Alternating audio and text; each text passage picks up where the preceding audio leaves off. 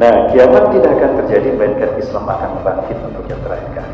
Dan ini angin aura kebangkitan Islam sepertinya telah dekat. Nah, menjelang kebangkitan Islam, kondisi dunia hancur lebur luar biasa, dan nyawa manusia dianggap murah. Sudah terjadi kan? Nah, kemudian Rasulullah sampaikan lagi bahwa kiamat tidak akan terjadi sehingga Palestina berdarah-darah. Rasulullah SAW sampaikan, "Satarihul min ardil Hijaz." Akan berhembus sebuah angin dari bumi Hijaz. Aina Hijaz? Al-makan ma bainal Makkah wal Madinah wal Hijaz. Tempat yang terbentang antara Mekah Madinah itu namanya Hijaz. Berarti angin ini akan berhembus dari Saudi Arabia. Jika matahari terbit dari barat akan besar terjadinya hari kiamat. Jika memang kita umatnya Nabi Muhammad SAW, jawablah salam saya dengan penuh semangat. Assalamualaikum warahmatullahi wabarakatuh. Nah, terdengar banyaknya sekarang. Terasa semangatnya ya. Tapi semangat campur marah kayak gitu. Alhamdulillah tadi ada lihat bahwa kuna lihat tadi atau dan kata Allah, "Laqad ja'akum rasuluna bil haqqi wa nu'tikum wajadna uristukum bima kuntum ta'malun." Asyhadu an la ilaha illallah wa la syarika lahu wa asyhadu anna Muhammadan abduhu wa rasuluhu alladzi la nabiyya wa la rasula ba'da. Allahumma shalli wa sallim ala nabiyyina wa nabiyyina Muhammad ibn Abdillah wa ala alihi wa sahbihi wa barak. Satu karunia yang saya bersyukur dari Allah SWT pada pagi menjelang hari ini, di hari Senin, tanggal 23 Syawal 1447 Hijriah, bertepatan dengan tanggal 13 April 2026. Saya ditakdirkan untuk yang pertama kalinya menginjakkan kaki masuk dan bermajelis di masjid kebanggaan masyarakat Kota Pekanbaru, yaitu Masjid Paripurna Ar-Rahman di Kota Pekanbaru ini. Nah, saya bersyukur apalagi pada kesempatan kali ini saya bisa bertemu dengan para calon bidadari surganya Allah SWT. Betul Bunda? Calon bidadari surga. Sedikit yang amin, sedikit yang berminat. Bunda tak mau masuk surga? Mau masuk surga? Mau langsung atau mau mampir dulu ke neraka? Langsung hari ini. Mau Bunda dulu atau saya belakangan? Apa saya belakangan Bunda dulu? Dua. Baik. Yang saya hormati dan dimuliakan Allah, Ketua Dewan Pengurus Kemampuan Masjid Tamin Masjid Ar-Rahman. Dalam hal ini juga yang saya hormati Ketua Harian dari Tamin Masjid Ar-Rahman, Bapak Haji Dr. Muhammad As-Sulbi, MSc Asli, MSc. Saya baru sekali bertemu dengan Bijab Rahman, ketemu sama beliau. Dalam hal ini juga yang mewakili dari kepengurusan Dewan Muamalah Masjid Paripurna Ar-Rahman, Ustaz Rahmat ini sahabat saya, Bu. Kami sudah 8 tahun bersama beliau di Al-Khairat di Rubai. Sudah 3 tahun terakhir nggak bertemu, buat cuma WhatsApp saja, luar biasa. Dan pada Allah kami dipertemukan di sini. Nama kami sama, Bu. Saya Rahmat, tapi nasib kami beda. Beliau jadi pembesar di sini, alhamdulillah pembesar ya, Bang. Wabil khusus yang saya hormati dan saya karena Allah, Bunda kita, Bunda Yuni. Mohon maaf Bunda, saya nggak sempat nanya Bunda yang selesai. Lihat nama Bunda dari gantengnya. Terima kasih Bunda sudah Bunda kami, dan juga Bunda Raja. Sampai saya selalu Bunda Raja sebagai penasehat dari komunitas Ummu Solihah, dan juga yang saya hormati dan saya cintai karena Allah, para Bunda calon bidadari surga dari komunitas Ummu Solihah, dan juga bapak-bapak yang sama-sama hadir. Bagaimana kabarnya Bapak Ibu? Sehat? Sehat. Tidak ada yang kurang? Tidak ada. Isi dompetnya nggak kurang? Oh, kurang sama dengan saya, Bunda. Baik, kalau bicara dompet pasti kurang terus. Bunda yang Allah, suatu hari saya ditanya oleh jemaah, Ustaz ini kan suka bicara tentang hari kiamat. Di mana-mana Ustaz bicara hari kiamat. Emang Ustaz tahu kiamat kapan terjadi? Udah tanya gitu sama saya.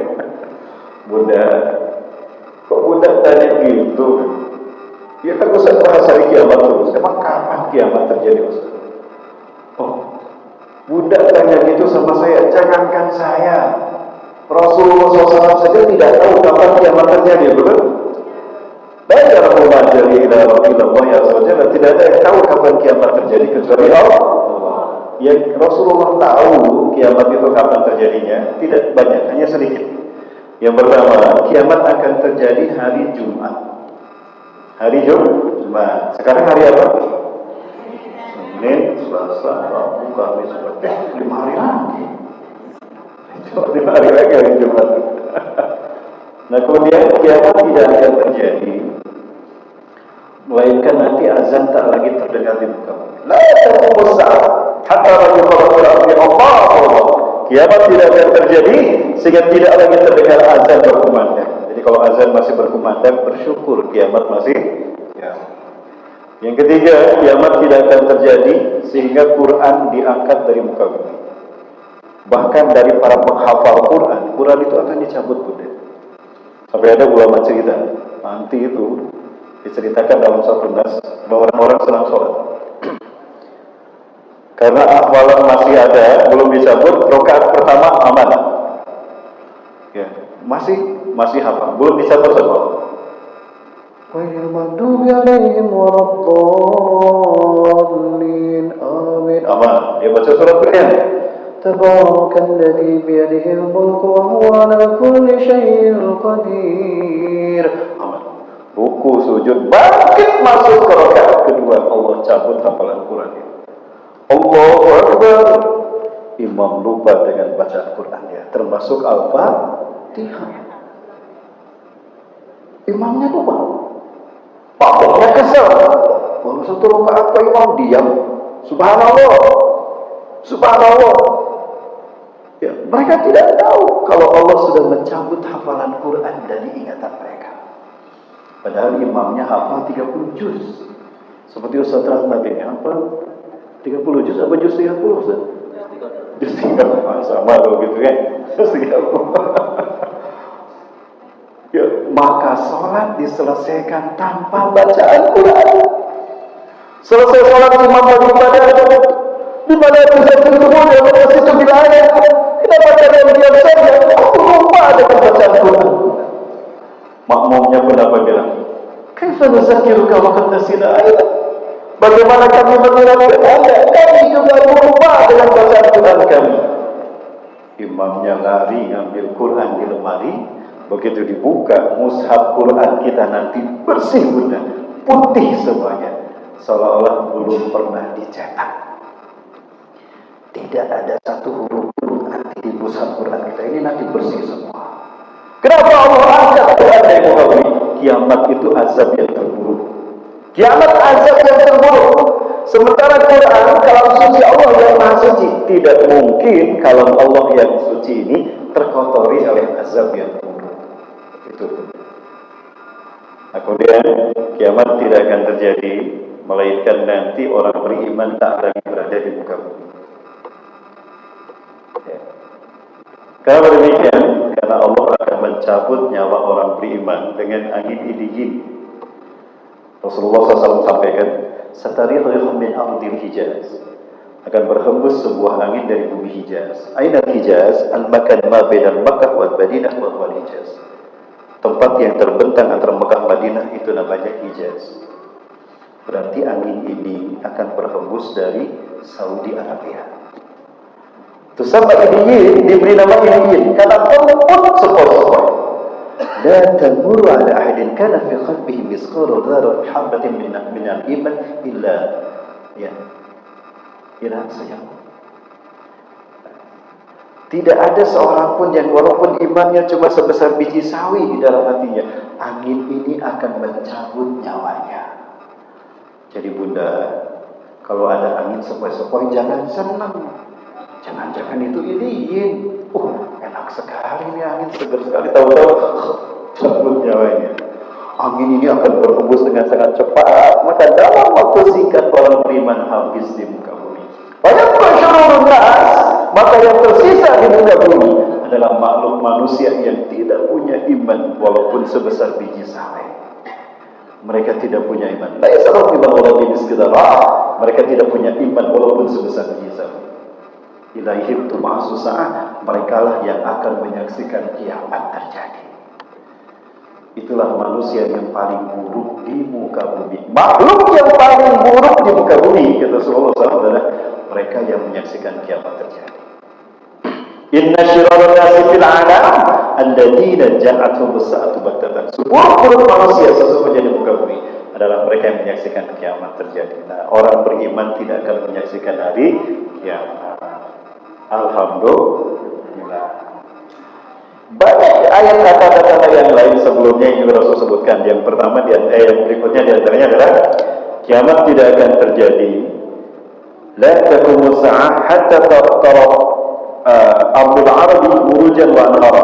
Kiamat tidak akan terjadi sehingga kalian akan menyaksikan tanah Mekah, tanah Arab yang tandus gersang akan hijau kembali berpadang rumput. Nah, kita saksikan sama-sama Bunda. Ini perjalanan saya ke Tanah Suci Mekah November 2018. Saya bilang sama yang punya travel, Pak, kita berangkat dari Madinah. Kita masuk dari Madinah. Nanti mikot kita di Bir Ali. Dari Jeddah ke Madinah seperti ini perjalanannya. Terlihat bukan? Ada tidak terlihat padang pasirnya? Padang pasirnya ada. Yang terlihat apa?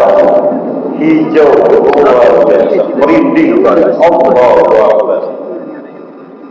Bukankah Rasul sampaikan 14 abad yang lalu tidak akan terjadi hari kiamat sehingga kalian akan menyaksikan tanah Arab yang tandus, gersang, kering akan hijau berpadang rumput. 2018 saya sudah lihat, apalagi Tabuk Bunda. Tabuk itu udah indah hijau di mana-mana. Nah kemudian jemaah Indonesia kalau umroh kedua biasanya mengambil mikot yang terdekat. Mikot apa Bunda? Ji'rona, mikot Siti Aisyah. Nah, kalau Bunda di mikot Ji'rona itu kan ada masjid ya, tempat kita berganti, kita menggunakan kain ihram, sholat ihram di sana kan. Nah, kita menyusuri pinggiran Mekah dari belakang pinggir masjid Ji'rona ini. Kita akan menemukan situasi seperti ini Bunda. Ini Mekah hari ini. Tanda-tanda akhir zaman itu memang benar-benar sudah nampak di mata kita, makanya akan muncul rajin-rajin beribadah berbuat baik pada sesama.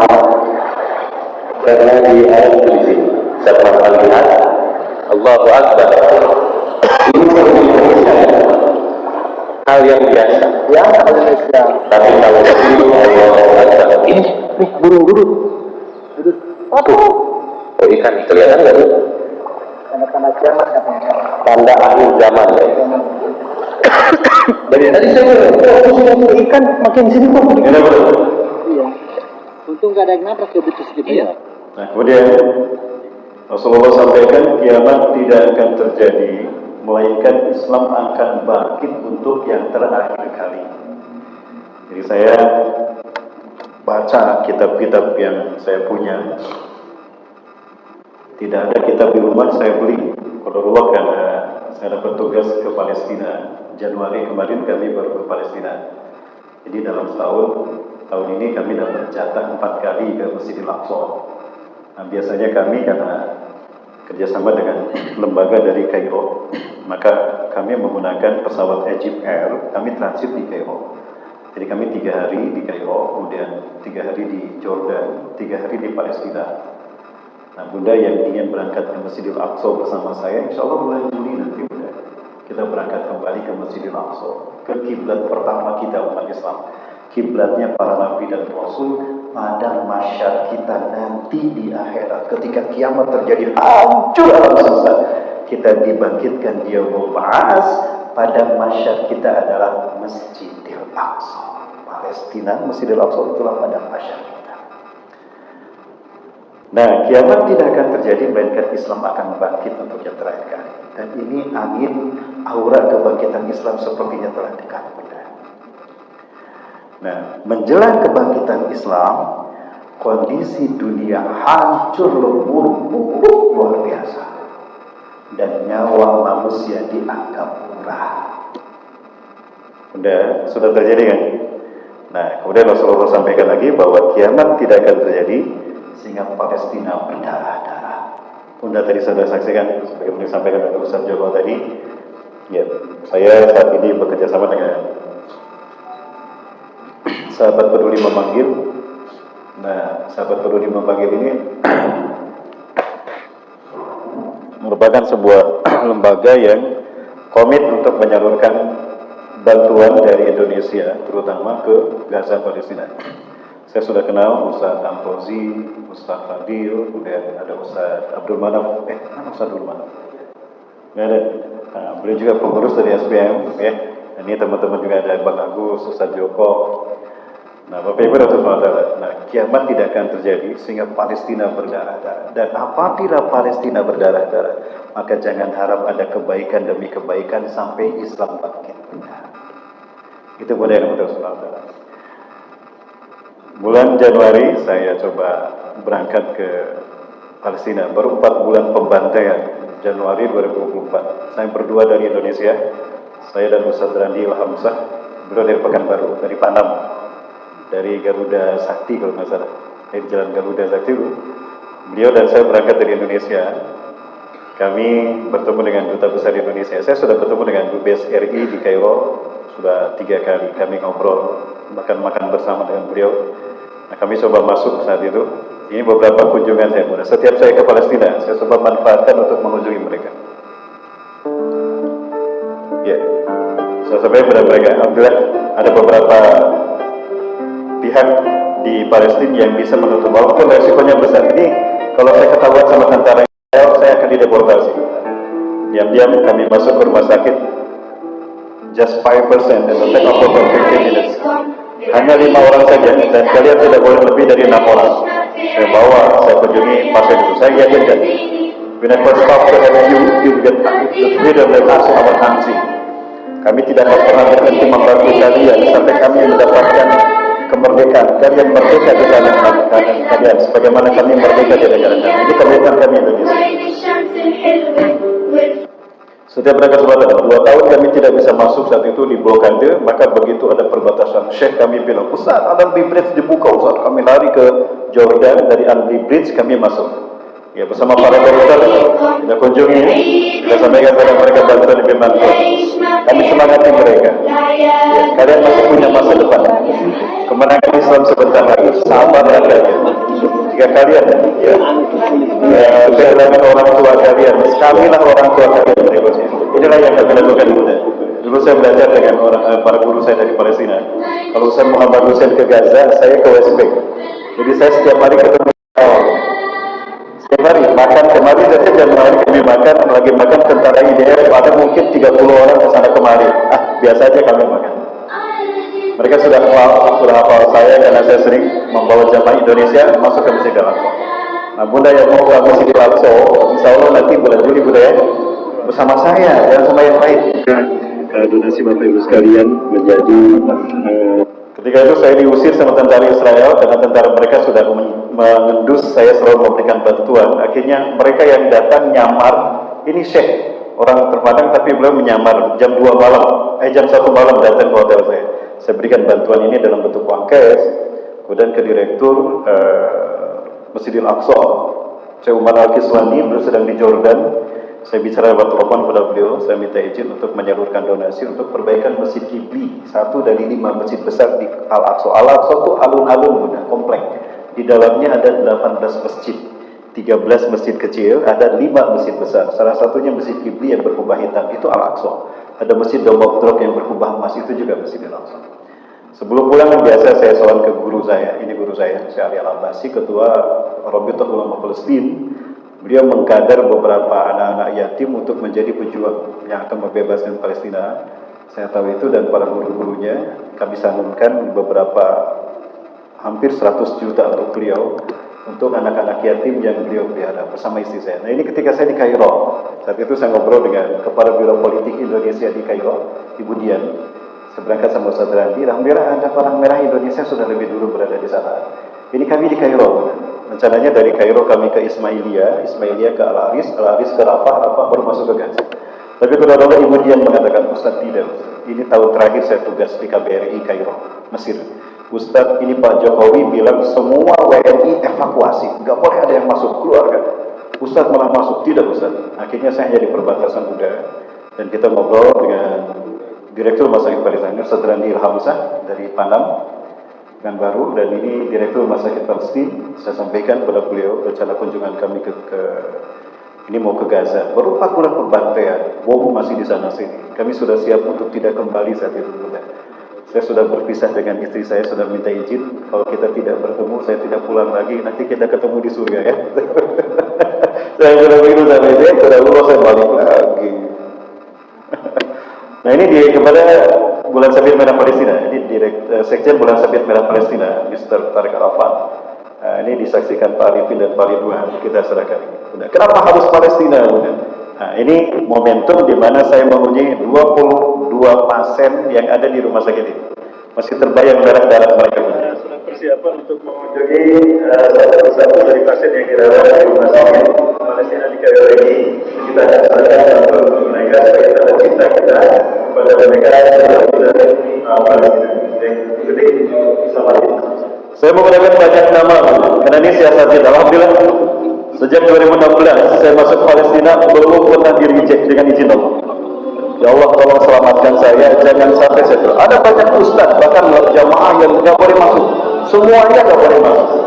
Alhamdulillah dengan izin Allah saya tidak pernah di-reject. Kenapa? Salah satu strateginya adalah menggunakan banyak nama. Ini lembaga-lembaga, ya ini bukan baru.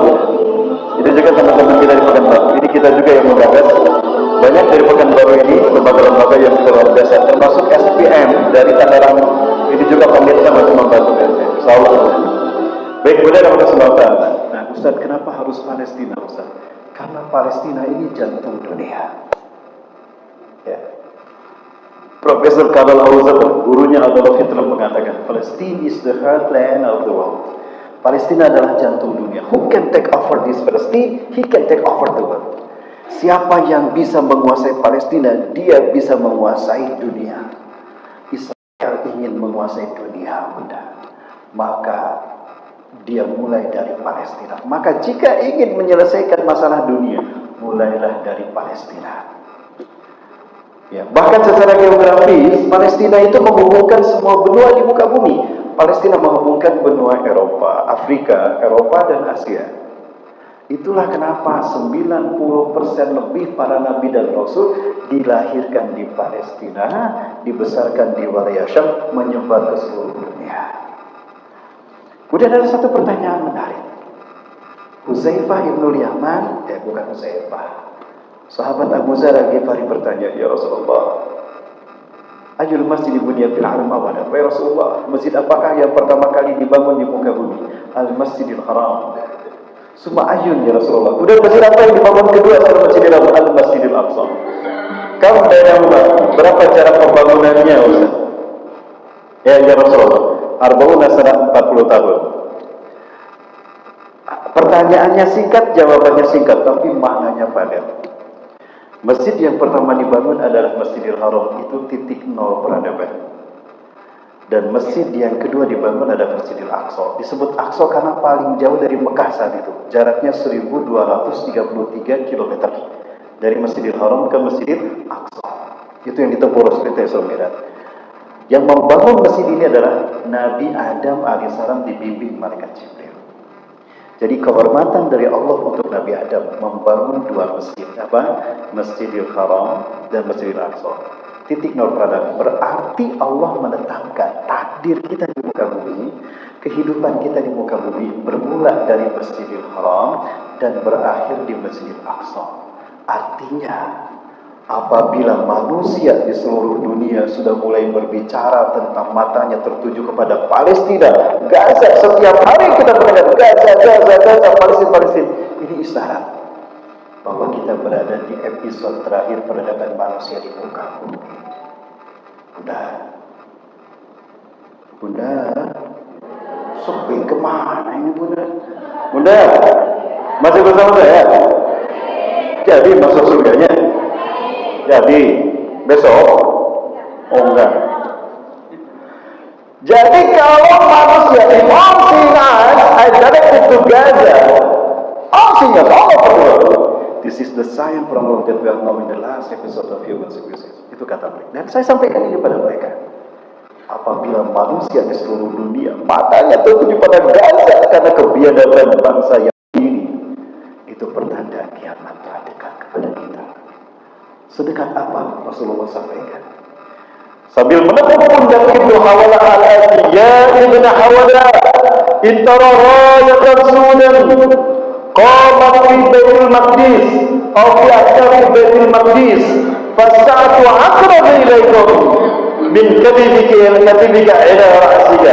Hai Ibnu Hawalah, jika kamu menyaksikan panji Islam yang bertuliskan La ilaha illallah Muhammad Rasulullah berkibar di Masjidil Aqsa atau di pelatarannya, maka kiamat lebih dekat kepada kalian ketimbang pundak dengan kepala kalian. Dan ini tidak lama lagi, insya Allah. Saya sudah mencium aura kebangkitan Islam. Kenapa? Para ulama dunia, terutama dari Gaza dan Palestina, mereka mimpi Rasulullah akan berperang di Palestina. Allah. Udah. Masih bertanya pekan baru, udah. Bagi mereka yang cinta dunia, siap-siaplah untuk kecewa. Dunia sebentar lagi akan tiada. Bagi mereka yang rindu pada Allah, cinta akhirat, bergembiralah karena akhirat akan segera datang. Tapi sebelum itu, kemenangan Islam akan terjadi. Seseorang bertanya kepada saya, Ustaz, nangis gitu, ini lupa lagi saya. Di Sumatera Barat, di Padang. Ustaz, kenapa Allah membiarkan Palestina dibantai, Ustaz? Mana pertolongan Allah? Bukankah mereka adalah hamba-hamba yang beriman Muslim? Kenapa mereka dibantai begini? Mungkin ada pertanyaan itu dalam benak kita, bukan? Ada? Ya. Ini detik-detik Gaza dibantai, bukan? Kita lihat sama-sama. Detik-detik Gaza dibantai. 1, 2, 3.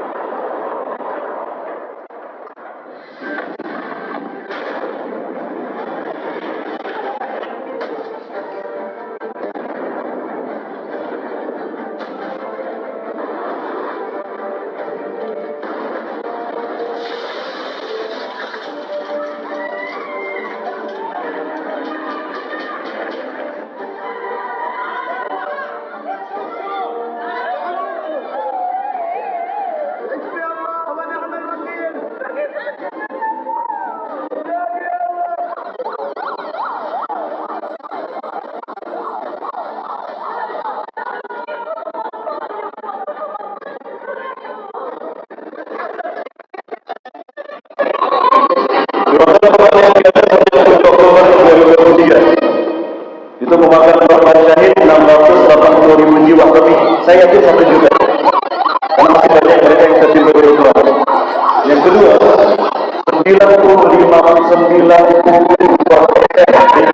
Gaza hancur betul lagi.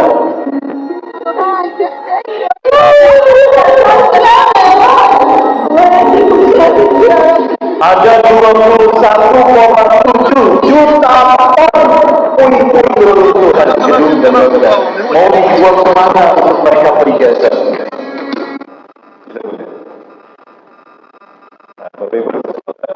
Tapi ada kabar gembira.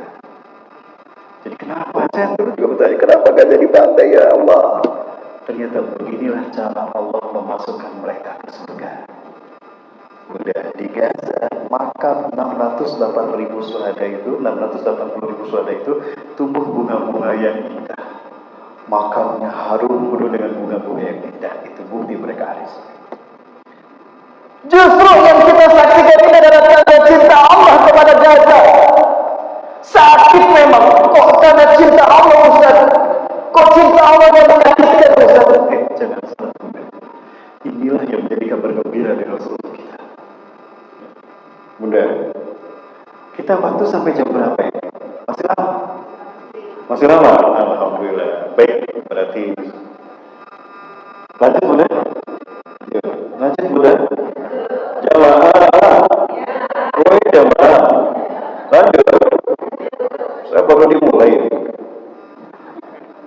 Bunda yang mata surah Allah. Bunda kenal malaikat Jibril? Tahu siapa malaikat Jibril, Bunda? Siapa malaikat Jibril? Malaikat yang bertugas menyampaikan wahyu. Ada tugas lain? Tidak ada. Berarti status malaikat Jibril tidak pernah update. Kenapa? Karena sudah tidak ada wahyu yang turun kan? Berarti sudah 14 abad nganggur, 1400 tahun nganggur. Nama Jibril, pekerjaan pensiunan malaikat penurun wahyu gitu. Malaikat Jibril adalah yang paling banyak tugasnya. Tidak ada malaikat seabad Jibril tugasnya. Dan indahnya luar biasanya, Jibril bisa melihat malaikat, malaikat tidak bisa melihat Jibril. Ya.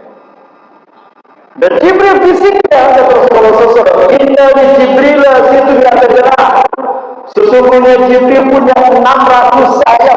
Sayapnya ada 600, nempel di mana tuh Bunda? Wa minha, dari 600 sayap yang dimiliki Jibril, ada 2 sayap yang tidak dibentangkan melainkan ketika Lailatul Qadar terjadi. Jadi ada 2 pasang sayap Jibril yang dibentangkannya hanya setiap Lailatul Qadar terjadi. Wa idza yushirhuma, dan apabila kedua sayap ini dibentangkan, fayunjawizanil masyriq wal maghrib, timur tertutup sampai ufuk barat. Bayangkan ketika dua sayap ini dibukakan, ufuk timur dan ufuk barat tertutup dengan kuasa sayapnya malaikat Jibril. Terbayang besarkan tubuh malaikat Jibril? Terbayang Bunda? Besarkan malaikat Jibril, betul? Ufuk timur itu tertutup oleh sayap Jibril. Tapi ketika berbicara siksa neraka, takut malaikat Jibril, takut. Ini kisah di mana Jibril meminta tolong Rasulullah agar Allah menghentikannya api neraka. Seperti apa kisahnya? Kita saksikan sama-sama. Jangan kemana-mana. Tetap bersama saya sedang satu ini, Bunda.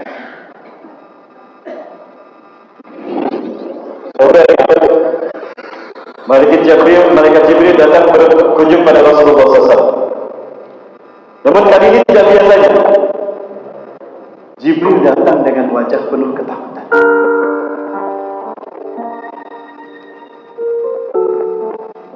Assalamualaikum ya Rasulullah.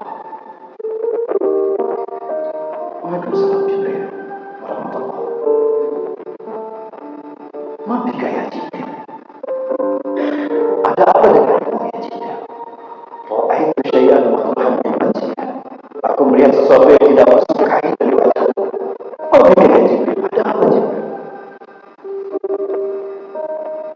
Ya Rasulullah,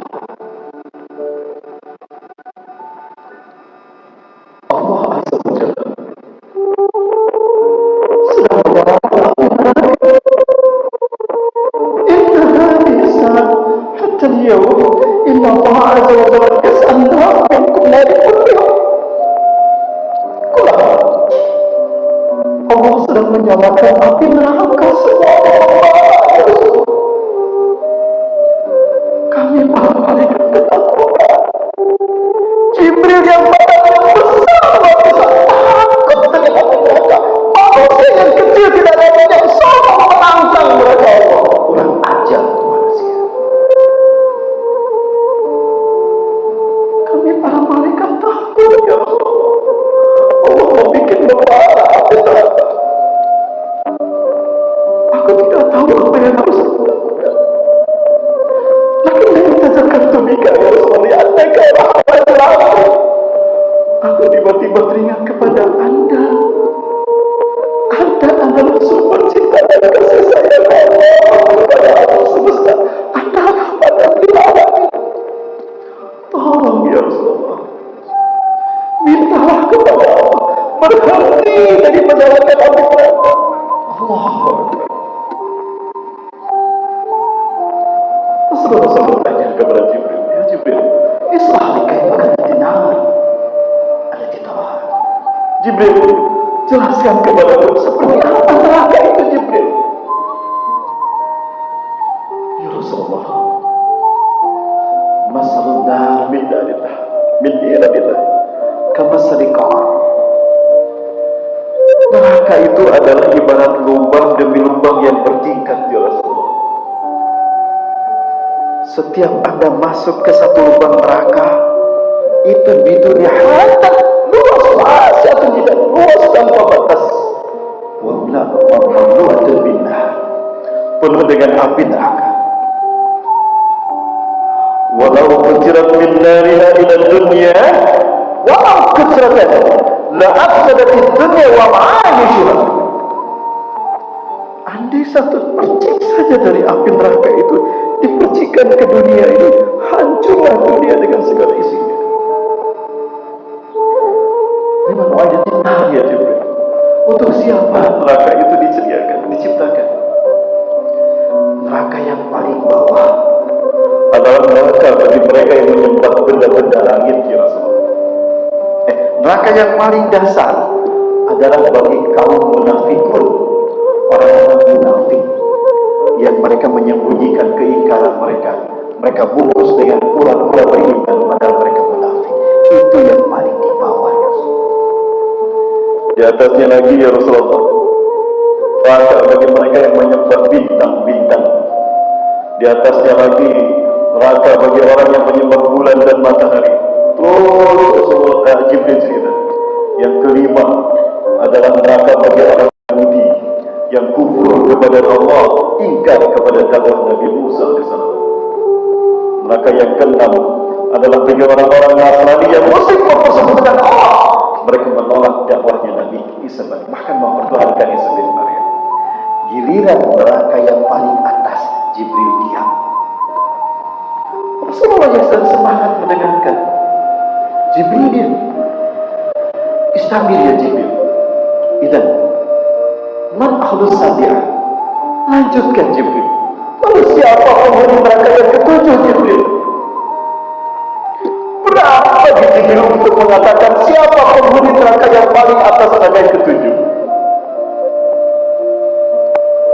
Jibril, gimana ya Jibril? Gimana tasuk? Kenapa engkau diam Jibril? Siapa penghuni neraka yang ketujuh? Rasulullah penasaran. Makin lama makin takut Rasulullah karena Jibril diam. Dibalikkan badannya yang pasti Jibril harus sadar. Siapa penghuni neraka yang ketujuh Jibril? Katakan. Karena Rasulullah memaksa menanyakan Jibril siapa penghuni neraka yang ketujuh, maka Jibril pun menjawab, ummatuka ya Rasulullah, ummatuka ya Rasulullah, umatku lah penghuni neraka yang paling atas. Allahu Akbar. Dari mendengar umat yang masuk neraka yang ketujuh pingsan Rasulullah, pingsan. Terkulai lepas kaget mendengar Jibril mengatakan kita akan menjadi penghuni neraka yang ketujuh. Alhamdulillah, pingsan Rasulullah SAW. Nangis Jibril, ya Rasulullah, maaf ya Rasulullah. Jitu ilahi kali atas berubika ya Rasulullah. Aku datang meminta berkah kepada engkau malah pingsan. Aku tadi tidak akan mengatakan kepada siapa penghuni neraka yang ketujuh, tapi engkau memaksa. Ini jadinya maaf ya Rasulullah. Nangis Jibril di atas tubuh Rasulullah. Tidak lama kemudian Rasulullah bangun dan sibuk dengan mata berkaca-kaca, tidak terima umatnya menjadi anugerah. Rasulullah mengatakan lagi kepada Jibril, "Hada akin biqaulika ya Jibril, ummati min ahli sabi'ah." Kau yakin Jibril, umatku menjadi penghuni neraka yang ketujuh? Ajal ya Rasulullah, betul ya Rasulullah. Manhum ya Jibril, siapa mereka Jibril? Siapa umatku yang masuk neraka yang ketujuh Jibril? Alladzina yajtanibuna al-kaba'ir, alladzina yajtanibuna al-kaba'ir wa lam yatubu Allah pada hayatihim hatta al-mamat. Mereka adalah umatmu yang melakukan dosa-dosa besar dan tidak bertobat sampai mati. Mereka penghuni neraka yang ketujuh ya Rasulullah. Mereka mempersekutukan Allah, mereka berzina, mereka dosa dan durhaka pada orang tua. Mereka tidak bertobat sampai wafat. Mereka memakan harta riba, mereka membunuh. Rasulullah tidak terima.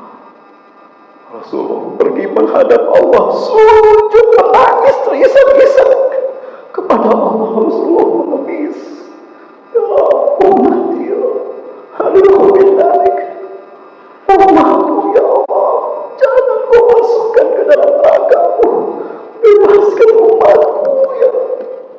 Nangis Rasulullah SAW terisak-isak.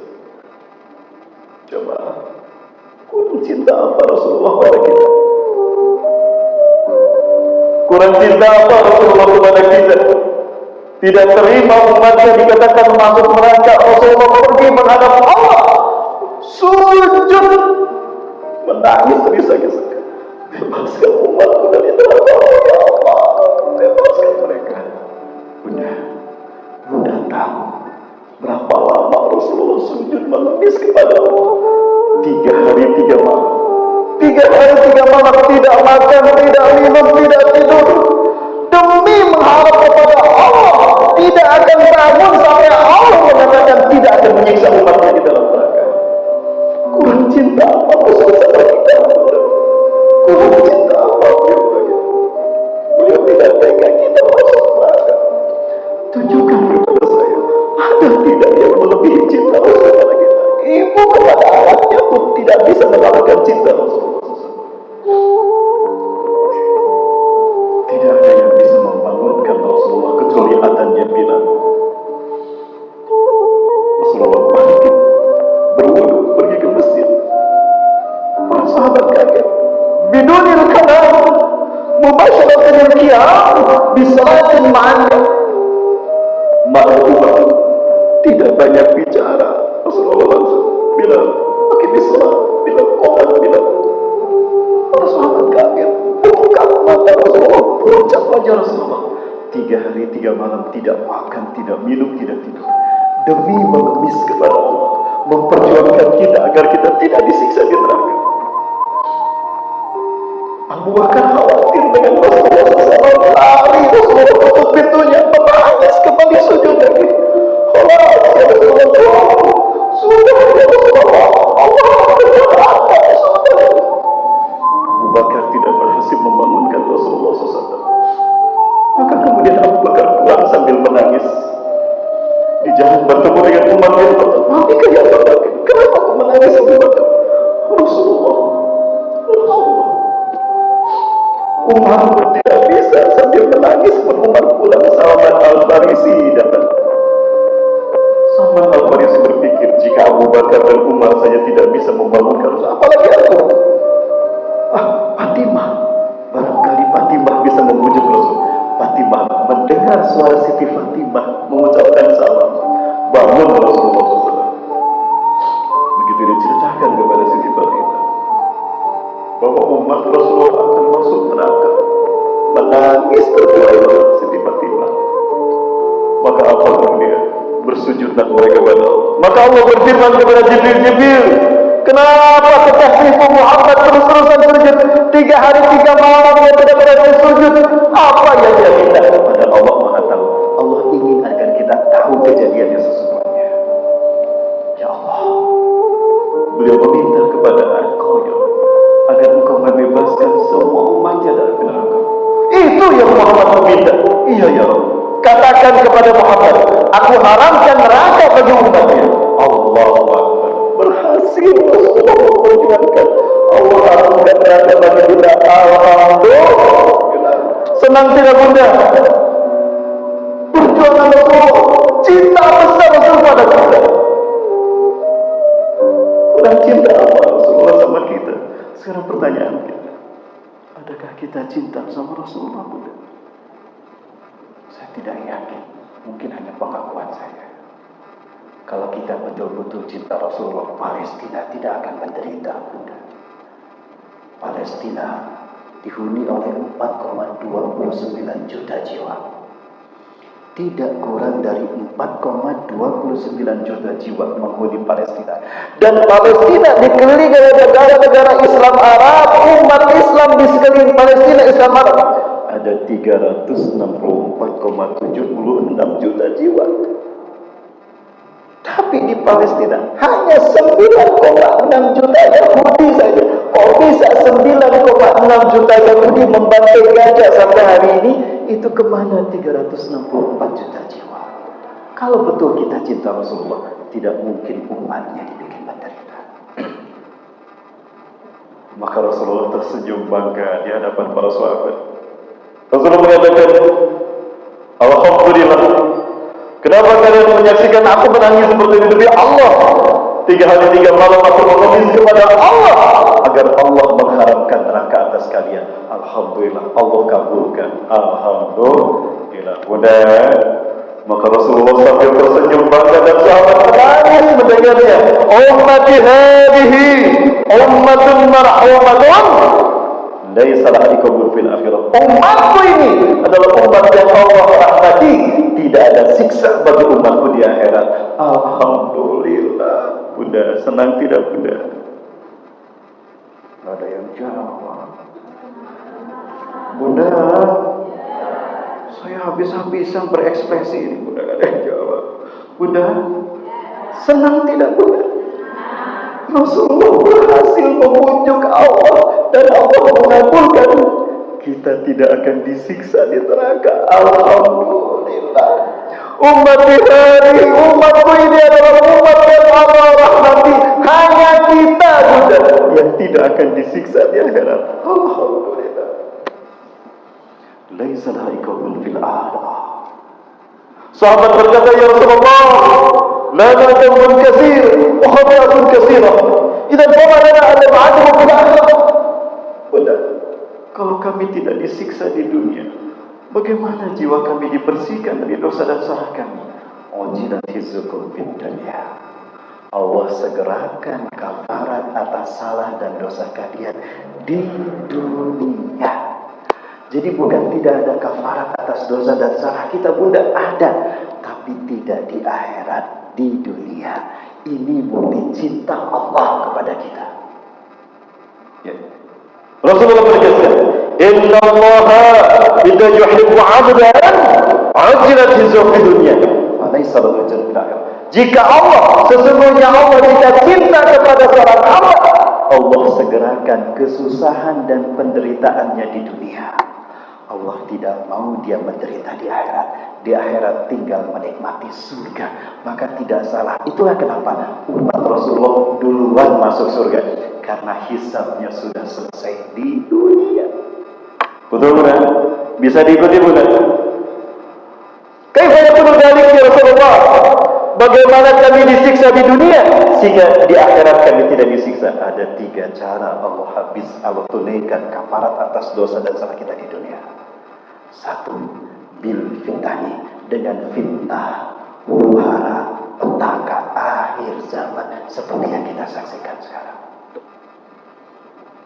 Ya, ujian keimanan ini berat zaman kita.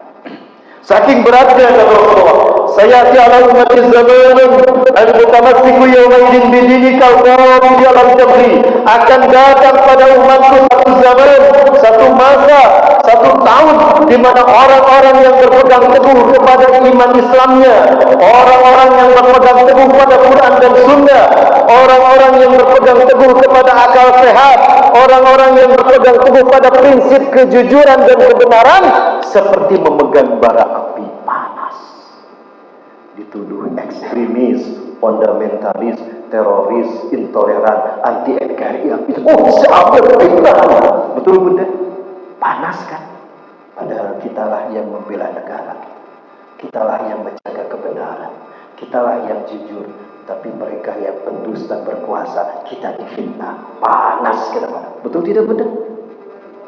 Tapi kalau dilepaskan padam cahaya Islam, betapapun panas kita pegang. Orang yang seperti ini istiqomah memegang teguh prinsip kebenaran Quran dan Sunnah, betapapun panas, dia akan mendapatkan pahala dahsyat 100 kali syahidnya para sahabat Allah.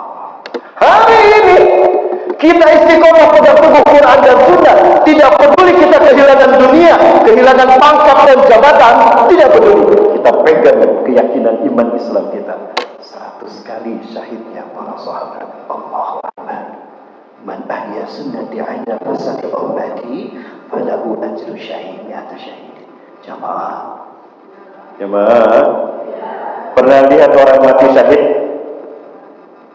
Pernah? Belum? Mau lihat orang mati syahid? Ini dahsyatnya, mulianya orang mati syahid seperti ini, Bunda. Allah Akbar. Saya berubah. Duhurkan setengah. Ya, kita tapi kan duhur setengah 12. 12 lebih kan? Iya. Ya. 12 lewat dikit. Saya selesai nanti 10 detik. Baik, Bunda, jamaah masih bersama saya? Kita lihat, Bunda. Ini orang yang detik-detik mati syahid. Rasulullah. Asyhadu an la ilaha illallah. Asyhadu anna Muhammadar Rasulullah ya khalaqal ma'ah. Jannatan 'arduha as-samawati wal ardh.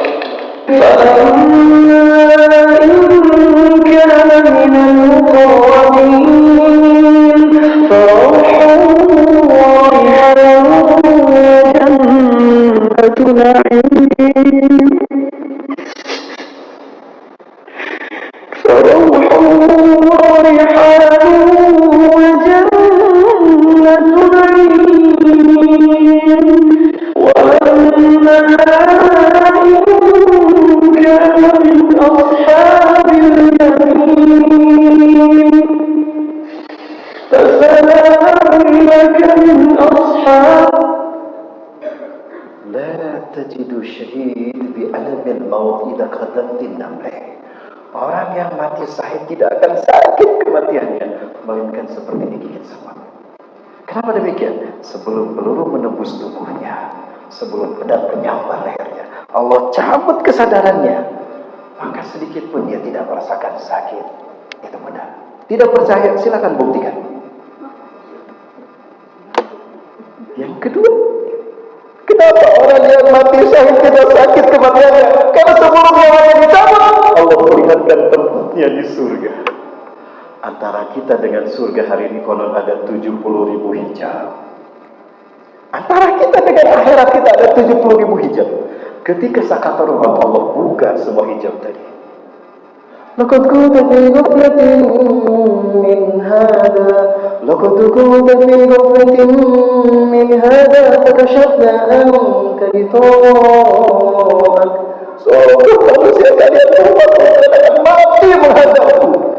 Sekarang ketika kalian sakaratul maut, aku buka semua hijab antara kamu dengan akhiratmu. Fabasaruka al-yawma hadid. Maka saat ini tatapan tajam. Maka siapapun ketika sakaratul maut tidak ada hijab antara dia dengan akhiratnya, maka perhatikan orang yang sakaratul maut, wajah dan matanya mensiratkan tempat yang akan menjadi tempat kembalinya di akhirat. Lihat ini, Bunda. Lihat ini, Bunda. Kira-kira yang dilihatnya surga apa neraka? Surga apa neraka? Bunda mau seperti ini? Asyhadu an la. Sayang sekali waktu kita tidak banyak. Bunda, waktu kita sudah habis, waktu saya sudah habis. Nanti kita lanjut lagi. Mudah-mudahan saya diundang lagi kemari. Ditagih nih janjinya. Insya Allahnya ditagih. Kenapa demikian? Apa tadi? Nah baik, sebetulnya banyak sekali. Saya ingin perlihatkan seseorang yang ahli surga dikubur 2 tahun tubuhnya tidak hancur, tapi waktu kita tidak banyak. Yang kedua, dengan bencana alam, gempa bumi, longsor, sakit mati karena bencana alam, itulah cara Allah habiskan dosa-dosa. Setelah itu langsung menikmati surga. Yang ketiga, wabil qadri, dengan pembantaian. Dibantai di Gaza, dibantai di Suriah, dibantai di Sudan, dibantai di Afrika, dibantai di Yaman, bahkan dibantai di... Begitulah cara Allah. Sakit memang rakyat Palestina dibantai, tapi begitu cara Allah kirim mereka ke surga. Yang harus kita khawatirkan, kita mau dengan cara apa kita mengkafarati dosa dan salah kita, Bunda? Bunda, mau seperti Brian? Mau apa kata Rasulullah? Man jahaza ghaziyan fi sabilillah faqad ghaza. Siapa yang memberikan kebutuhan orang yang berjuang di jalan Allah, dia cukupi bekalnya, dia cukupi makanan dan perbekalannya, dia sama dengan jihad bersamanya. Ketika si mujahid ini gugur mati syahid, maka dia akan dipanggil masuk surga bersamanya. Kita punya peluang untuk seperti itu. Bunda mau seperti itu? Yakin di Palestina ada yang sedang berjuang membela agama Allah? Nah, kita bantu mereka dengan harta kita. Andai uang kita 100.000, 200.000, 500.000, 1 juta, 2 juta, masukkan 10 juta. Anda sampai, insya Allah SPM akan sampaikan ke Gaza. Saya akan berangkat membawa itu. Saya pertaruhkan nyawa saya. Tanyakan sama istri saya.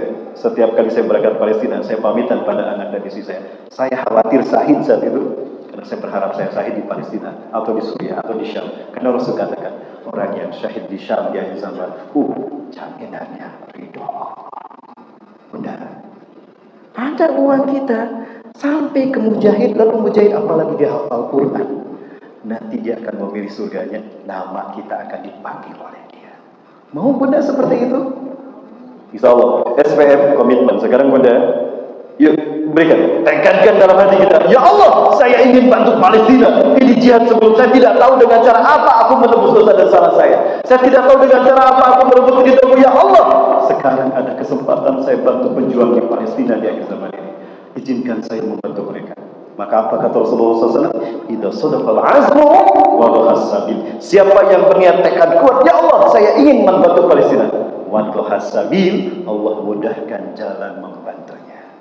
Baik Bapak Ibu sekalian, yuk rame-rame sekarang. Bapak Ibu, mobil kita, rumah kita, harta kita tidak akan menyelamatkan kita. Tapi ketika kita membantu pejuang di Palestina, yang sekarang jelas-jelas sedang memperjuangkan hak Palestina. Andai rakyat Gaza ingin sejahtera seperti kita aman, dari dulu mereka tinggalkan Palestina. Tapi mereka tidak pindah. Kenapa? Mereka biarkan korbankan hidup mereka untuk membela Islam, agar Islam menyambut kedatangan Islam itu menang di bumi Palestina. Kalau mereka berkorban nyawa dan harta, kita korban apa untuk Islam di akhir zaman ini?